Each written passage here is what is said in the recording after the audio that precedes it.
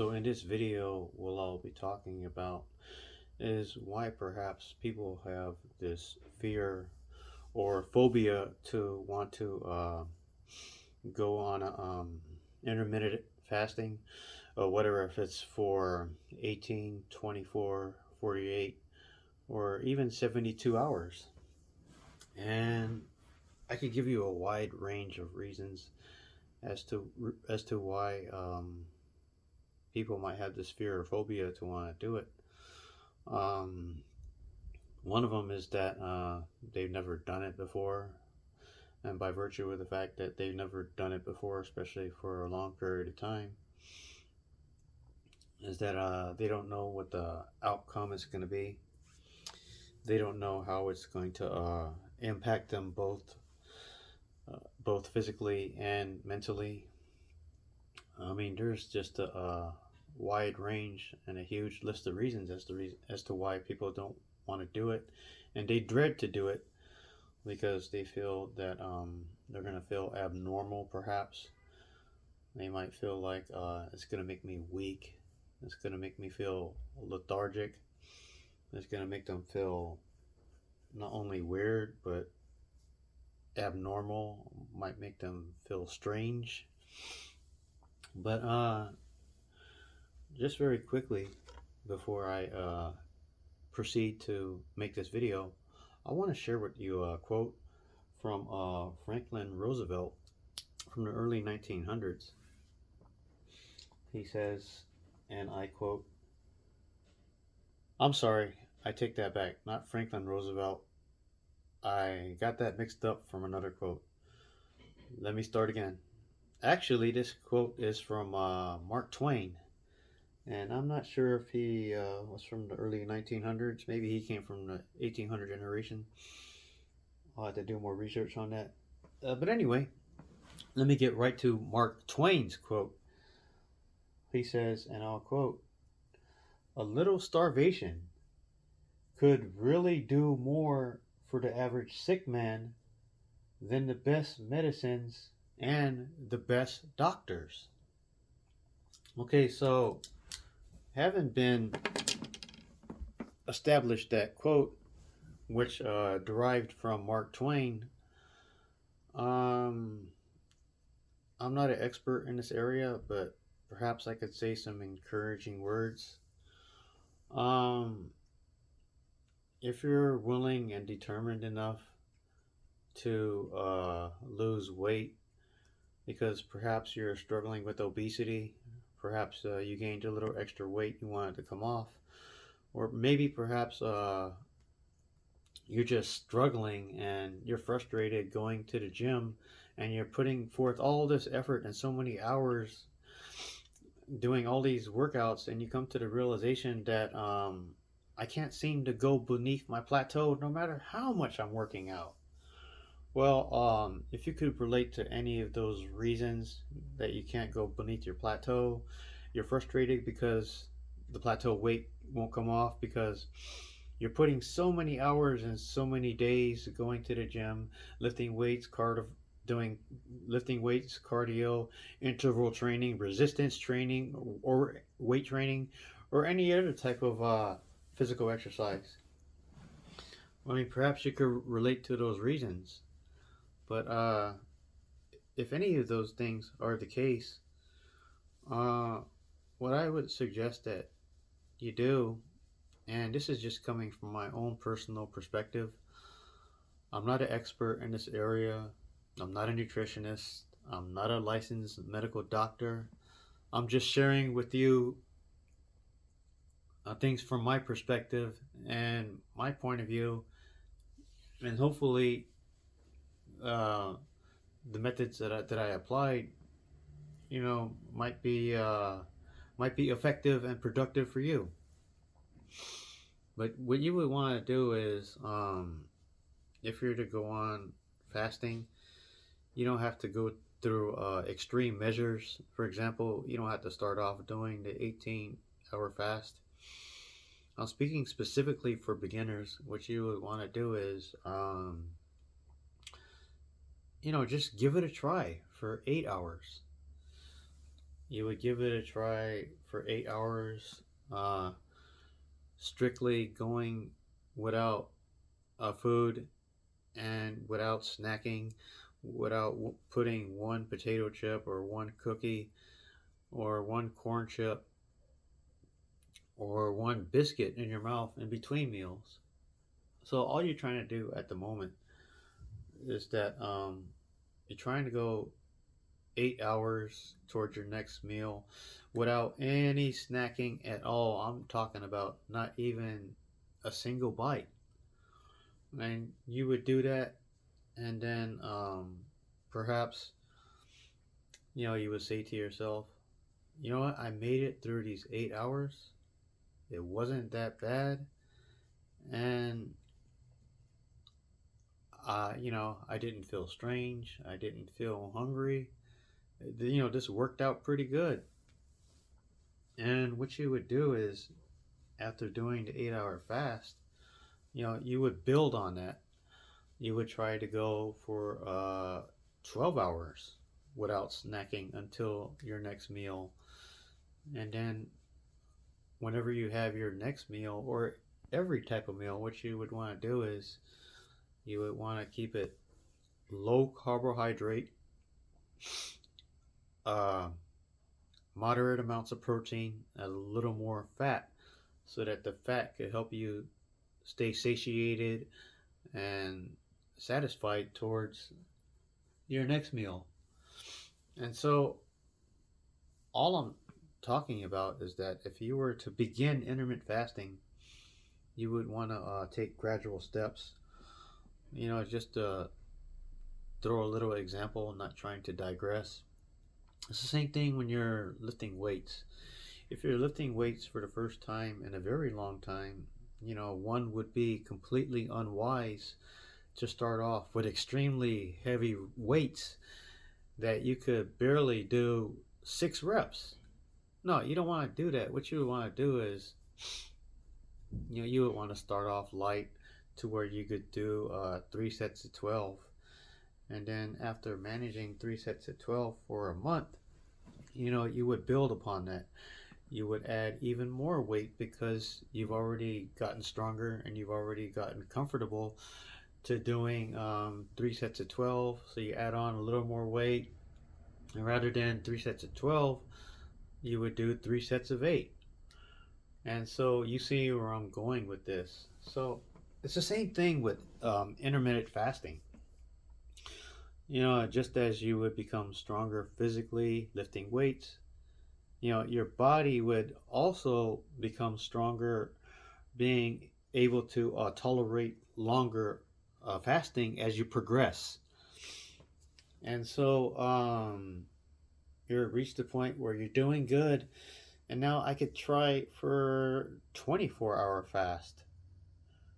Or no, I'm sorry, you would work up to 18-hour fast, where you would simply have a lunch right around 11 or 12, and then without any snacking at all, because you've added a little bit more fat to the lunch, you would go towards dinner, and towards dinner time, you would add a little bit more fat, a moderate amount of protein, lots of healthy cruciferous vegetables such as salad, broccoli, cauliflower, cucumbers, mushrooms, olives, anything that's low carbohydrate, and anything that will give you a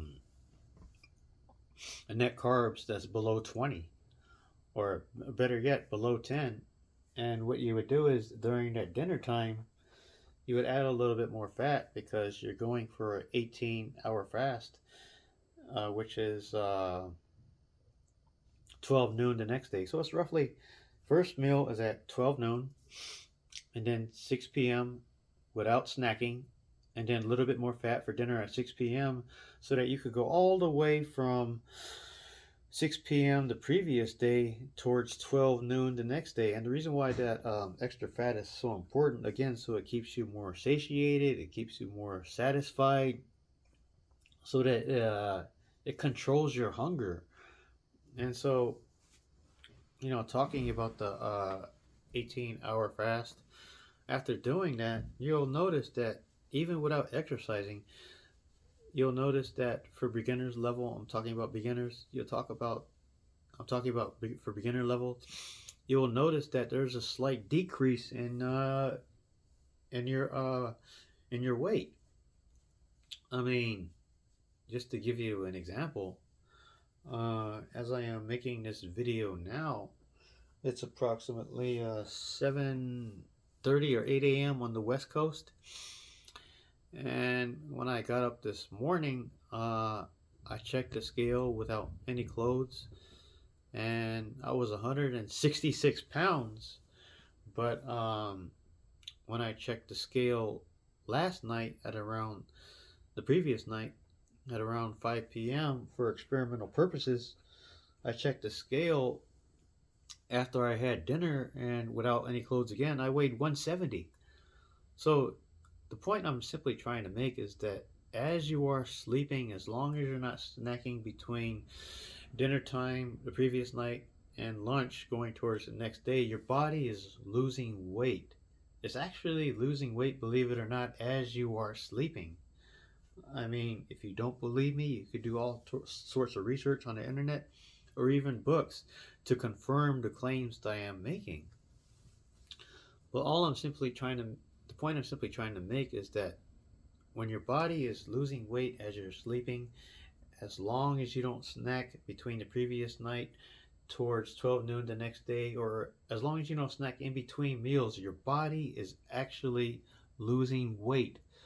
Why is that? That's happening because you've eliminated the snacks. And by virtue of the fact that you're not snacking, you're controlling your insulin levels and you're keeping your insulin very, very low. And so, for those of you who have this fear or this phobia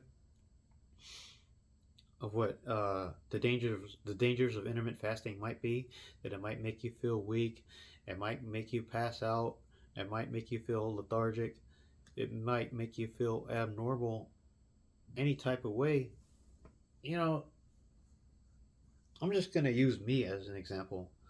I just take comfort in knowing that if I'm going to be doing this intermittent fasting, if I start to feel abnormal physically in any type of way, I'll know when to stop.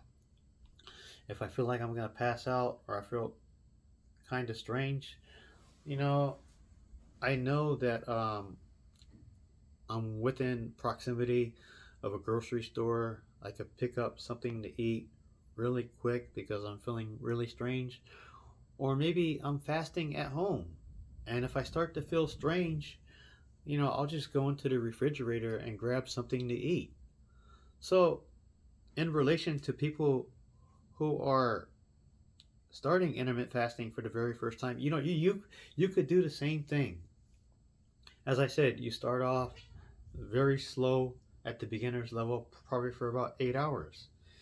And between the first 8 hours, probably around 5 or 6, if you start to feel weak, you start to feel strange, lethargic, or if you feel like you're going to pass out, yeah, by all means, eat something. Listen to your body because, that's going to happen in the preliminary stages of intermittent fasting. I totally agree with that. Why? Because it's something that you're not used to, and it's perhaps you've never done something before. I mean, this is brand new to you. This whole experimentation thing of fasting is brand new to you. You've never done it. You don't know what it's all about, and you don't know how you're gonna feel, and you don't know how it's gonna negatively impact your body. But I'm just simply saying that try it at a minimal level for a short duration of time. I would say 8 hours. I mean, if you could go through 8 hours without feeling strange and you do it successfully from one meal to the next without snacking, you've done a great job and you made quite an achievement. But I'm saying as better as your body starts to condition, I would strongly recommend to add on to that, because the longer you go without food, And as long as you prolong the intermittent fasting without snacking, not only will you keep insulin down, but you're gonna see huge rewarding benefits of your weight decreasing at such a low level. I mean, I know what I'm talking about through personal experience because when I started a ketogenic diet in April 2024, I weighed 190. It's now March 2025 as I am generating this video, and when I checked the scale this morning without any clothes, I am down to 165 pounds. Why? Because I made it a habit to do intermittent fasting, implemented and incorporated with the ketogenic diet and exercising. And so, you know, to be quite honest with you, I was just like so many of the skeptics out there. I was afraid to do the 18-hour fast. I was skeptical about it. I had doubts about it. I had fear about it.